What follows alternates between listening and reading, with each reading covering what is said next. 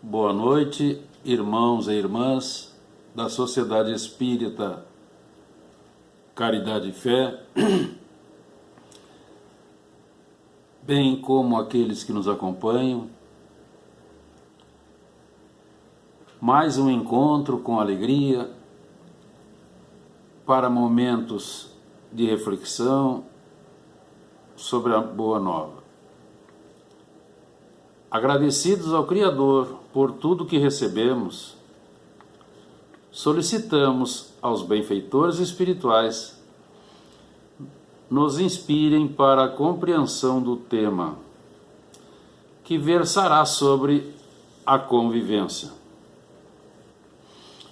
Então, convivência é o ato ou o efeito de conviver, de viver em comum, relações íntimas, familiaridade, trato diário. Então nós vamos encontrar convivência é a capacidade de estar com o outro, sentir o outro, respeitar o outro, compartilhar com o outro, somando valores e ideais. Então, conviver é uma arte. E nós vamos, então, procurar a necessidade do convívio social. Os amigos espirituais nos informam: homem nenhum possui faculdades completas. Então é mediante a união social que essas faculdades, unidas umas às outras, se completam. Para quê? Para assegurar bem-estar e progresso. Por isso é que nós precisamos uns dos outros. Então os homens foram feitos para viver em sociedade. No Livro dos Espíritos, nós encontramos uma das leis divinas, lei de sociedade. Na questão 768, Allan Kardec nos deixa uma nota. Por necessidades evolutivas, nós nos reunimos no lar, no trabalho, nas religiões, para a oportunidade de desenvolvimento da humildade, da paciência, da tolerância, da bondade, da benevolência, da caridade. Mas nós trazemos conosco vícios e imperfeições de reencarnações transatas para que possam ser superados. Por isso a convivência na sociedade. É nesse aspecto que nós começamos então aos questionamentos. É possível conviver em harmonia, já que nós trazemos viciações e imperfeições morais? Os amigos espirituais nos informam: é necessário, é indispensável, é útil. Por quê? Porque tudo na vida gira em torno de relacionamentos. Nós vamos encontrar Jesus quando ele nos fala amar a Deus, amar o próximo, amar-se. Então nos mostra relacionamentos com Deus, conosco, com os outros, sob a égide da lei de amor universal. Nesse aspecto, nós encontramos os nossos deveres morais, deveres para com Deus, deveres profissionais, do cumprimento consciencioso das nossas obrigações, o dever social, que aí entra amar o próximo, trabalhar por ele, Então nós estamos observando as informações que o mestre Galileu nos deixou. Dever para conosco é o amar-se. Nós devemos nos respeitar, nos governar com inteligência e realizarmos apenas aquilo que é útil e digno. Então nós temos as informações dessa necessidade de conviver harmoniosamente. E aí então nós começamos a nos questionar pelos estudos que até agora fizemos. Como conviver bem se nós temos os nossos problemas morais, as nossas viciações anteriores? E como vamos beneficiar os outros? De que maneira seremos fator de aglutinação?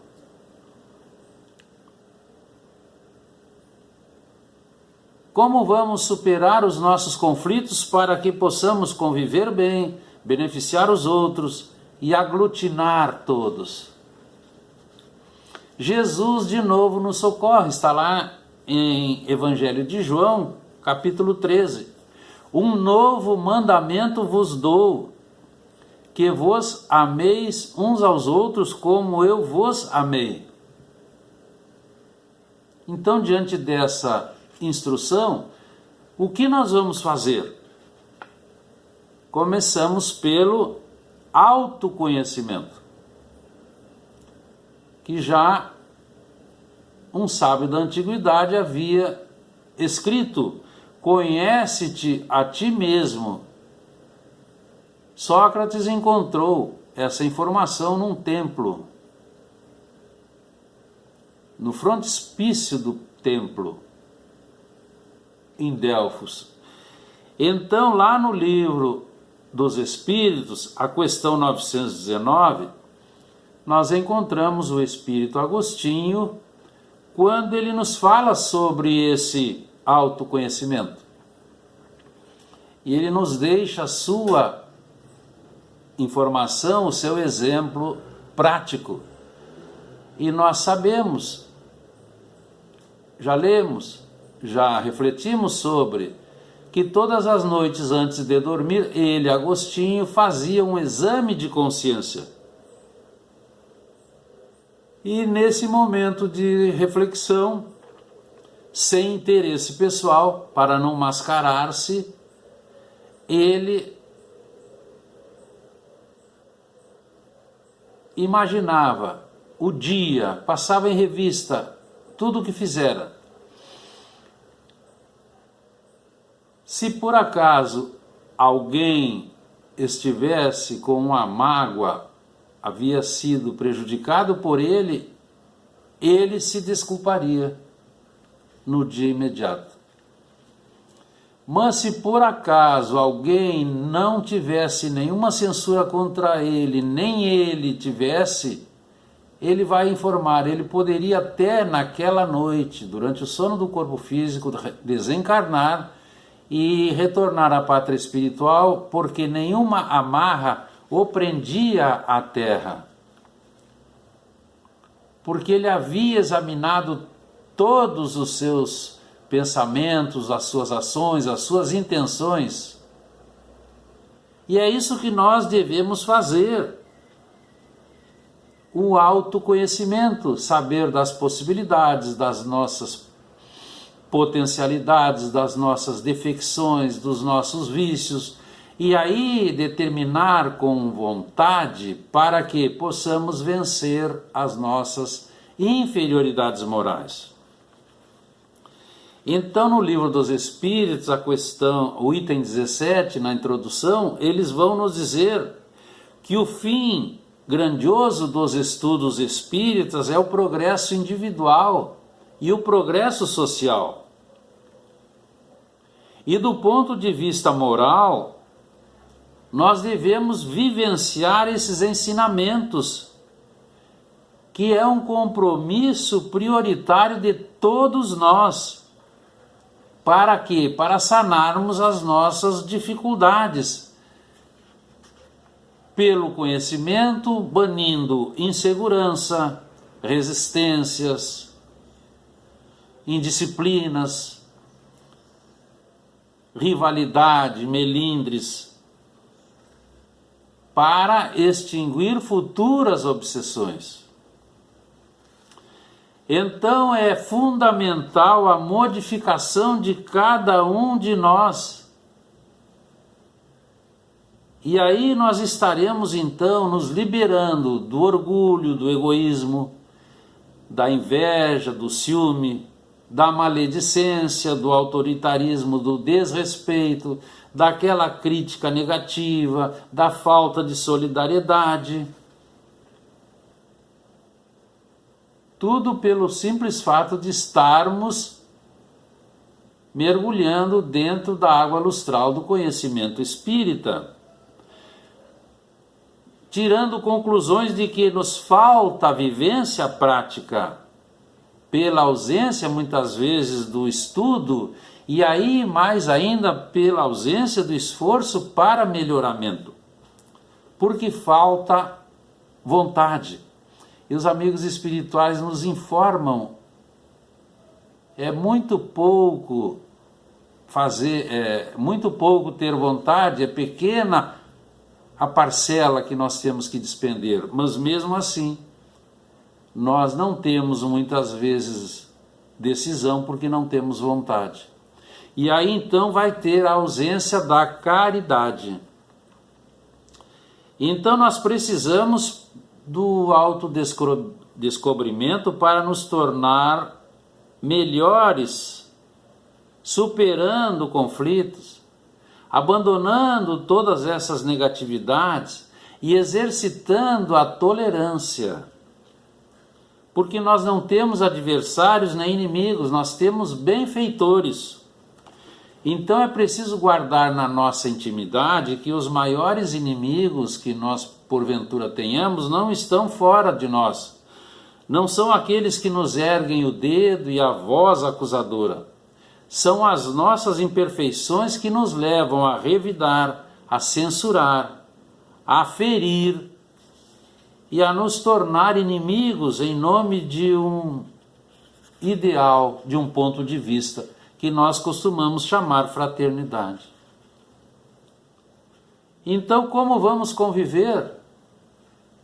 Nós precisamos silenciar diante da injúria, precisamos esquecer o mal, desculpar as ofensas, recordando sempre que os agressores são doentes espirituais.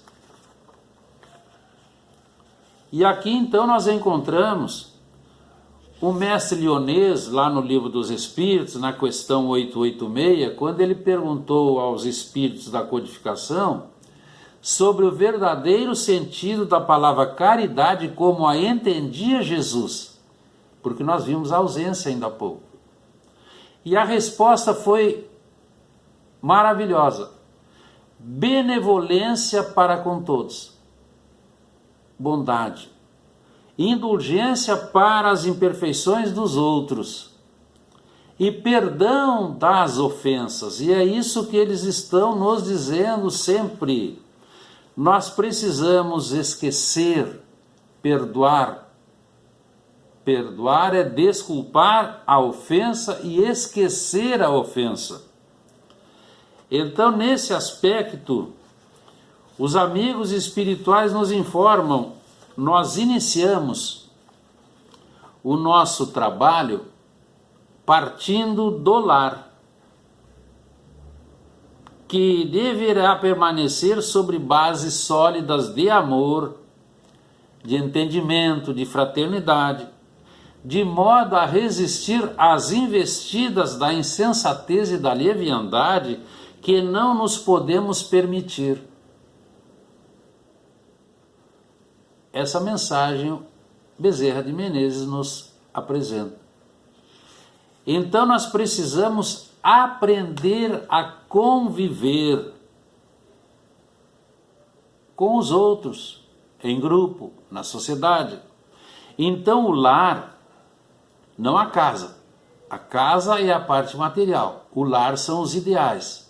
Então o lar é o núcleo social onde se caldeiam os sentimentos, auxiliando os seus membros a tolerarem-se reciprocamente, sem o que dificilmente eles estariam em condições de desejar uma sociedade perfeita, caso fracassem no pequeno grupo onde se aglutinaram para o bem a pedido. Então, nós vamos encontrar na codificação uma informação de Allan Kardec em que ele vai nos dizer que é preciso que é preciso que as criaturas aprendam a aturar-se. É um termo forte. Criaturas, seres criados, mas aturar-se. Ele não fala em tolerar, ele não fala em gostar, ele muito menos fala em amar. Ele fala em é preciso que as criaturas saibam tolerar-se, aturar-se. Olha que termo difícil. Quando nós devemos nos amar, já está a instrução colocada. Amar a Deus, amar o próximo e amar-se. Então o lar é uma escola onde nós aprendemos, mais aprendemos do que ensinamos. É uma oficina onde nós vamos desenvolver as nossas aptidões. É um hospital, porque lá nós vamos buscar o auxílio que nos liberte de nós mesmos.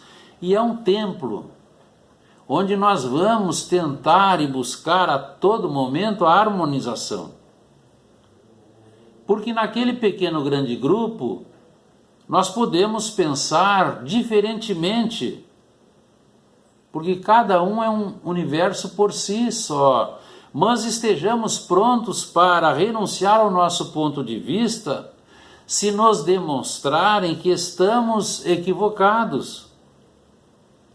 Nós podemos expor as nossas ideias. Lógico que devemos apresentar os nossos pensamentos, muitas vezes discordar, mas nunca derrapar nas divergências que nos afastem uns dos outros, que vão gerar animosidades. Então lembremos sempre, é preciso manter o nosso objetivo, que é servir, sem nenhum outro interesse. O mestre dizia, eu vim para amar e servir. Nós também precisamos aprender a amar para servir cada vez melhor. Então o nosso modelo e guia vai nos dizer, amai-vos como eu vos amei. É amar e servir, dividindo o trabalho, numa comunhão perfeita, com relacionamentos harmônicos, com extrema união. E aí eles vão nos informar as vigorosas lições de Jesus e as sábias orientações da doutrina espírita, atualíssimas para estes dias em que nós estamos a meio caminho de uma pandemia. É preciso que nós recebamos essas instruções e façamos a nossa parte, buscando a conquista da harmonia pessoal para a cooperação com os outros. Então nós devemos fixar essas instruções nos painéis da memória, nos delicados tecidos dos sentimentos, transformando essas informações em recursos reais na caminhada, aprendendo, construindo e edificando o amor em todas as situações. Então nós temos essa certeza. Nós precisamos oferecer a nossa contribuição.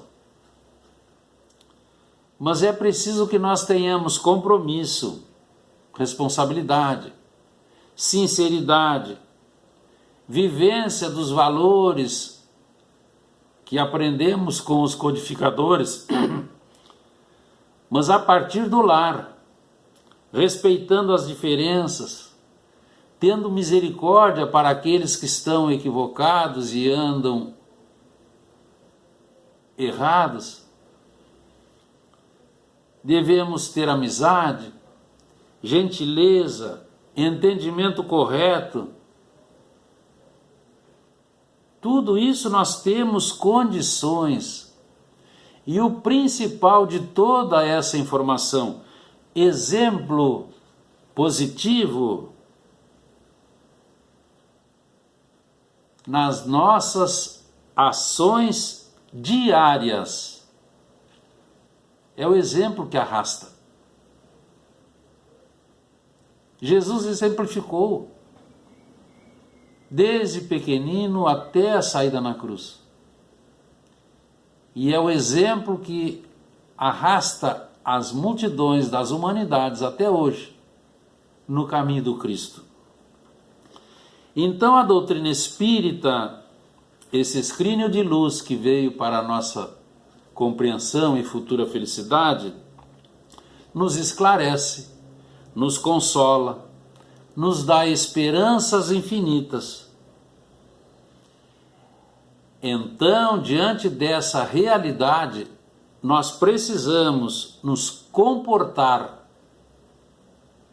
com equilíbrio, todos nós, para que possamos levar a Terra para o patamar que ela seguramente estará. Que fique para a nossa reflexão, irmãs e irmãos, agradecemos a oportunidade, fiquemos em paz, boa noite.